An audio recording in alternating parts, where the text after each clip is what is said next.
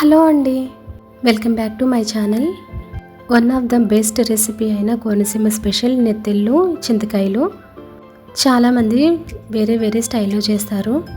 నేను చెప్పే ప్రాసెస్ చాలా ఈజీ అండి. ఫస్ట్ టైం చేసే వాళ్ళకు కూడా ఈజీగా చేసేస్తారు. ముందుగా స్టవ్ వెలిగించుకొని ప్యాన్ పెట్టుకున్నాక కొద్దిగా ఆయిల్ని వేసుకుని ఉల్లిపాయలని పచ్చిమిరపకాయలని కూడా గోల్డెన్ బ్రౌనిష్ కలర్ వచ్చేంత వరకు ఫ్రై చేయాలి. నేను చూపిస్తున్నాను కదండి, నెత్తెలను తలా తోక మధ్యలో పొట్టను కూడా కోసి క్లీన్ చేసినవి. ఇవి మీడియం సైజు నెత్తెలండి, దీనికంటే పెద్దవి కూడా ఉంటాయి.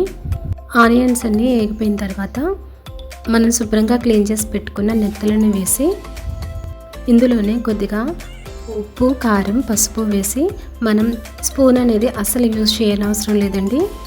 ఈ విధంగా ప్యాన్ని రెండు చేతులు యూజ్ చేసి ఈ విధంగా తిప్పుకుంటే చేపలు అనేవి విరగకుండా ఈ విధంగా ఉంటాయన్నమాట. ఇది మా నాన్నమ్మ గారి టిప్. ఈ విధంగా చేసిన తర్వాత మూత పెట్టుకుని అందులో ఉన్న వాటర్ అంతా అబ్జర్వ్ అయిపోయేంత వరకు కూడా ఉడికించుకోవాలి. చింతకాయలని మధ్య భాగంలోకి కట్ చేసుకుని దాని గింజలను తీసివేసి పైన లేయర్ను బ్రౌన్ లేయర్ ఉంది కదా, ఆ లేయర్ని కూడా తీసేయాలి. ఇంత పెద్ద ప్రాసెస్ అనుకుంటే చింతకాయలు ఉడకబెట్టేసుకుని దాని గుజ్జు కూడా ఇందులోకి వేసుకోవచ్చు. చూడండి, మూత తీసి చూస్తే ఇప్పుడు ఆయిల్ అనేది పైకి చేరింది.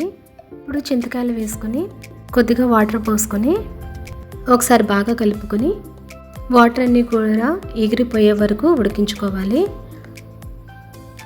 ఇలా ఉన్నప్పుడు ఒకసారి బాగా కలుపుకోవాలండి, కూర అనేది అడుగంటుతుంది.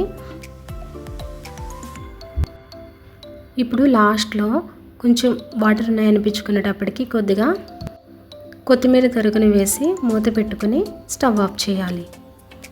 ఇది సేమ్ ప్రాసెస్ చింతకాయలు వేయకుండా బాలింత్రాలకు కూడా పెట్టొచ్చండి. కాకపోతే ఆయిల్ అనేది గానుల నూనె, నువ్వుల నూనె యూజ్ చేయాలి.